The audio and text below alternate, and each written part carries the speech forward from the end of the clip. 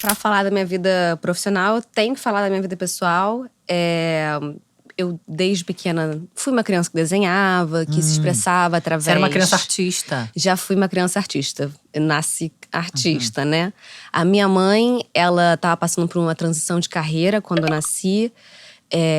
E isso foi muito interessante, porque ela teve muita disponibilidade de tempo, de rotina, pra reparar essa minha forma de me colocar no mundo. Então, ela me deu muitos recursos pra isso. Que legal. E ela começou a se interessar e, assim, quando eu tinha uns 3 anos, ela foi fazer uma formação em arte-terapia. Sua mãe é formada nessa… E aí, eu acabei sendo muito cobaia dela nesse sentido. Ela fez grupos de arte-terapia para crianças. Eu fui desses primeiros grupos. Éramos eu e minhas amigas da escola. E era muito interessante, um ambiente muito lúdico, de experimentação. Ela observava muito as coisas que a gente produzia. E tirava as próximas conclusões dela. E ela foi se aproximando da psicologia. E, eventualmente, ela se tornou psicóloga. Mas essa base que aconteceu, né, na minha vida, graças a ela e esse olhar dela muito atento, me trouxe esse recurso até para lidar com as minhas próprias emoções. E eu sempre fui, assim, uma pisciana, muito estereótipo, aquela coisa, assim, muito sonhadora, muito distraída, não conseguia focar muito nas matérias do colégio. Então, foi um recurso, assim… Foi muito nutritivo pra mim ter o desenho, ter as artes plásticas, os materiais ali à minha mão pra descobrir quem eu era, assim. Então, esse é o começo de tudo. Sim.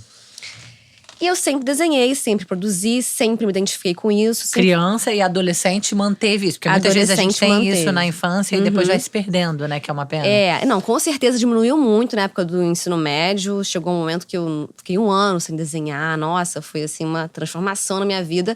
Mas assim que eu pude escolher a minha faculdade, eu fui pro design. Porque justamente eu achava… Por uma questão de ignorância, eu não fazia ideia do que era design. E eu entendia que era uma forma de eu continuar produzindo, desenhando… sendo criativa, né? E aí fiz design, foi importantíssimo o curso, mas assim, eu não me identifico como uma designer. Eu me formei a duras penas, porque essa questão do exato, do layout, o negócio certinho. Nossa, isso não entrava na minha cabeça, assim. A coisa de computador, de Photoshop, de Illustrator. Eu penava, tinha crise de ansiedade. Eu sou muito do artesanal mesmo, assim. Minha vontade era pegar um papel e colar em cima do Photoshop, entendeu? E materializar aquilo que eu tava vendo e querendo. E dava um nervoso, o negócio some. Aí, enfim, não encaixava com a minha cabeça. Sim. Mas eu formei. E graças à faculdade, eu me aproximei de um professor meu, Matheus Velasco. Na faculdade, era professor de ilustração. E ele foi o primeiro artista que eu vi, sabe? Que ele realmente trabalhava como artista, tinha esse trabalho de professor também dele.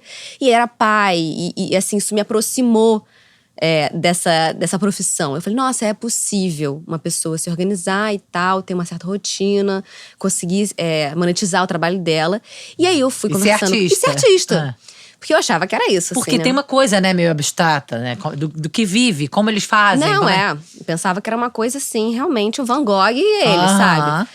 E então, eu fui ficando mais, tentando me aproximar e tal. Mas um dia eu cheguei a pedir pra gente conversar, fui até o ateliê dele.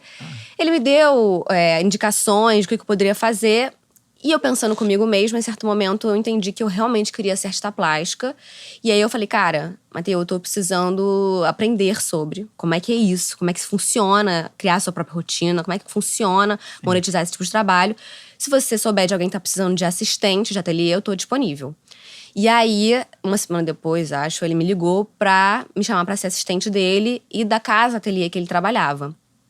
E aí foi um grande divisor de águas na minha vida. Eu terminei a faculdade, estava terminando a faculdade nesse período, que era super próximo do ateliê que eles trabalhavam. E eu fui virando assistente do ateliê todo. Então eu preparava telas, eu ajudava um pouco na produção de eventos. Eu fazia um pouco de tudo, era uma faz-tudo do ateliê. E aí você foi entendendo como é que funcionava a rotina. E eu fui entendendo que existe uma disciplina que você tem que cumprir. Isso de ter um espaço, né? Primeiro eu tava como assistente, mas depois de uns 6 meses, o pessoal da casa me chamou pra alugar uma sala que uma artista que trabalhava lá, ela saiu, por questões dela. E cada um tinha uma sala? Cada um tinha uma sala. Cada artista tem uma sala. Essa casa existe até hoje, mudou de endereço, se chama Casa Voa. Ela existe na Gávea. E cada artista tinha um quarto, né? Um espaço da casa para produzir.